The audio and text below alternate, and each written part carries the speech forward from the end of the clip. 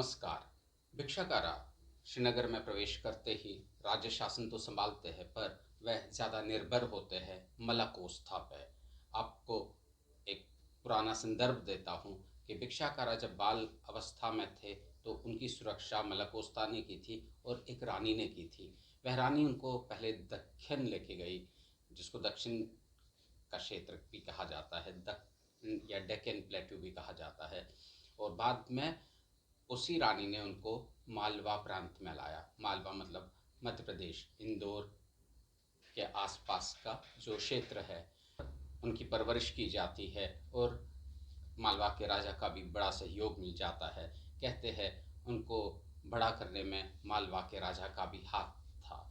और जैसे वह थोड़े बड़े हो जाते हैं तो जब वह कश्मीर की ओर निकलते हैं तो मालवा के राजा उनको कुछ मुद्राएं भी देते हैं, सोने की मुद्राएं, ताकि उनके काम आ सके।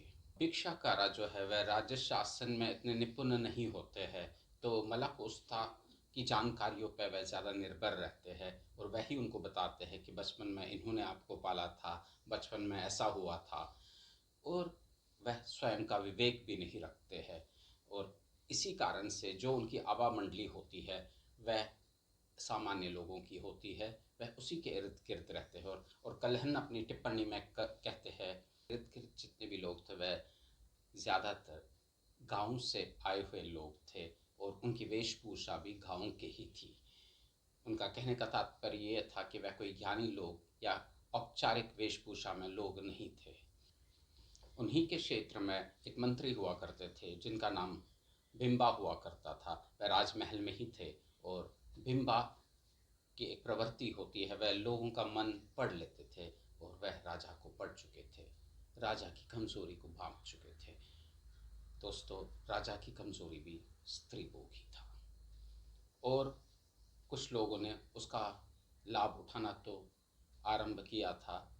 बिम्बा भी पीछे नहीं रहे और बिम्बा उनको रात्रि भोज पे पहले अपने घर पे आमंत्रण देते हैं और जैसे ही वह आते हैं भोजन उनकी पत्नी बहुत अच्छा बनाती है और जैसे ही वह भोजन परोसती है तो अपनी अदाओं से भी उनका दिल और आकर्षित कर लेती है। बिम्बा की पत्नी के अंगों की कायाकल्प ऐसी आकर्षित थी कि राजा का ध्यान उस ओर गया और बिम्बा की पत्नी भी कोई कसर नहीं छोड़ती है उसको प्रदर्शन करने में।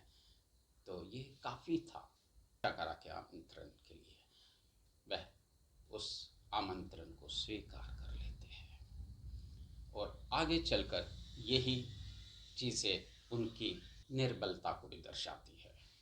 इसी बीच भिक्षाकारा का और एक सलाहकार जिनका नाम पृथ्वीहारा होता है, वह मलाकोस्था के साथ में ही सलाहकार होते हैं, पर पृथ्वीहारा और मलाकोस्था के बीच में बिल्कुल बनती नहीं है आपस में। और यही कारण था कि वह एक दूसरे की टांग खींचा करते थे। तो इस पर भिक्षाकारा मतलब राजा उनको सलाह देते हैं कि वह क्यों ना आपस में संबंधी बन जाए, लेकिन ये प्रस्ताव दोनों ठुकरा देते हैं और दोनों के बीच में एक ईगो होता है। इस ईगो की गैप को भरने के लिए राजा स्वयं पृथ्वीहारा की पुत्री से विवाह रचाते हैं। मलाकोस्था इससे नाराज होते हैं और इधर बिम्बा जो मंत्री थे उनको राजा दूर क्षेत्र का अधिकारी नियुक्त करते हैं और जब वह चले जाते हैं बिम्बा का घर एकदम खुला था उनके लिए और वह वही करते हैं जो वो सोचते हैं। वह भोजन भी चखते हैं और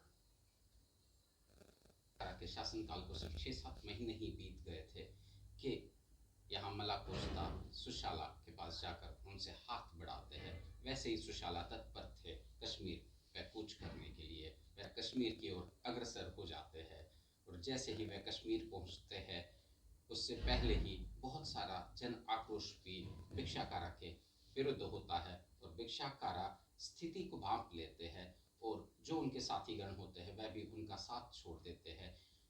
यहाँ तक कि जनक सिम्हा जो उनके ससुर भी होते हैं वह भी पाला बदल देते हैं और वह सुशाला की ओर चले जाते हैं। ये उचित समय नहीं था युद्ध करने का, तो वह वहाँ से भाग जाते हैं दोस्तों और वह शरण लेते हैं अपने एक मित्र के यहाँ, जो कि दूर क्षेत्र के राजा थे, सोमपाला के यहाँ, और कश्मीर को सुशाला वापस मिल जाता है।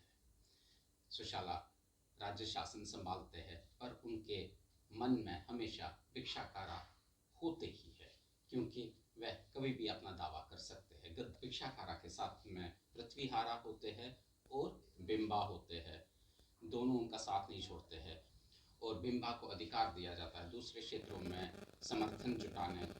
बिंबा की पत्नी का उपयोग करते हैं। इसी दरमियान बिंबा जो है वह विजय क्षेत्र मतलब विजयेश्वरा में वो मृत्यु को प्राप्त होते हैं, और बड़े ही वीरता से वह लड़ते हैं और लोग उनकी प्रशंसा भी करते हैं।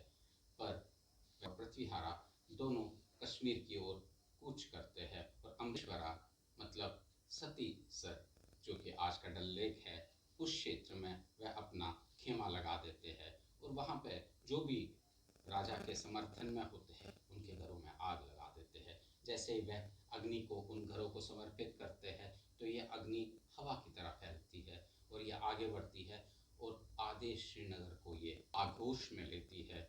इससे काफ़ी नुकसान होता है घरों का, कुछ लोगों का भी नुकसान होता है, और इससे बड़े विचलित होते हैं और वह मन बनाते हैं गद्दी छोड़ने का। इस राजन का मनोबल बढ़ जाता है और मृत्यु का रूप धारण करके दुश्मनों पर कूद पड़ते हैं और दुश्मनों को मौत के घाट उतारना आरंभ करते हैं। वह और उनकी सेना तभी दुश्मन तितर बितर हो जाते हैं, और इसी को देखकर भिक्षाकारा और पृथ्वीहारा मन बना लेते हैं कि दूर किसी अन्य राज्य में जाकर शरण लेंगे, और वह सोमपाला के यहीं जाते हैं।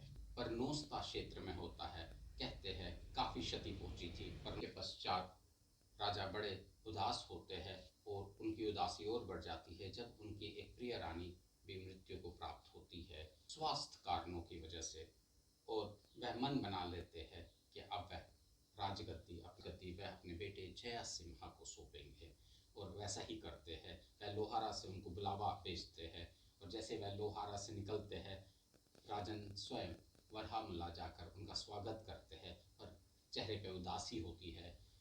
बेटा ये देखकर थोड़े विचलित तो हो जाते हैं, पर वह राजा का भाव समझ लेते हैं, पिता का भाव समझ लेते हैं, उनके गले लगते हैं, और सुशाला उनको श्रीनगर ले आते हैं। श्रीनगर में इनका राज्याभिषेक होता है, पर गद्दी पर नहीं उठाते हैं दोस्तों, गद्दी पर वह स्वयं बैठते हैं। मतलब ये हुआ कि जया सिम्हा के पास में अधिकार नाम मात्र भी नहीं थे।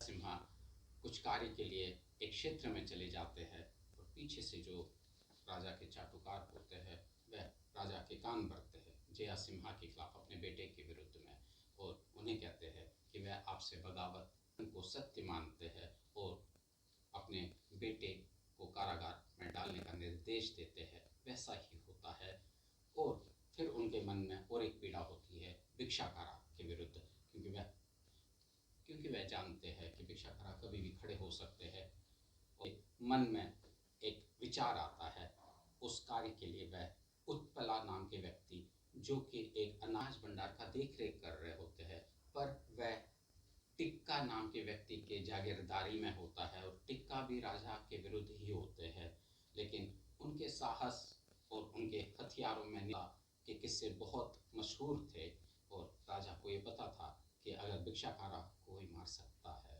वध कर सकता है, वह उत्पला ही है। तो दोस्तों, उत्पला की जो पत्नी थी वह गर्भवती थी, और राजा उनको कई तरह के प्रलोभन और उपहार भेजते हैं, और जैसे ही राजा को ज्ञात होता कि उनके घर में संतान हुई है, वह उनके घर को उपहारों से भर लेते हैं। उत्पला की पत्नी खुश होती है, लेकिन जब ज्ञात होता है कि वह उनको टिक्का और भिक्षाकारा को मारने के लिए कहते हैं, तो वह अपने पति से कहती है मरना दोनों सूरतों में है, आप क्यों ना टिक्का को ये संज्ञान कराए और उनको अपने भरोसे में ले, ताकि आप राजा का भी सुने और टिक्का का काम भी करें। उत्पला को ये बात समझ में आती है, और वह टिक्का को ये सब समझाते हैं, और वह अपने अभियान के लिए राजा से मिलने पहुंचते हैं। राजा उनका स्वागत करते हैं, और कहते हैं कि आपको दोनों को मृत्यु के घाट उतारना है। राजा के जो करीबी लोग होते हैं वह राजा को आगाह कर देते हैं कि विरुद्ध कुछ कर सकता है।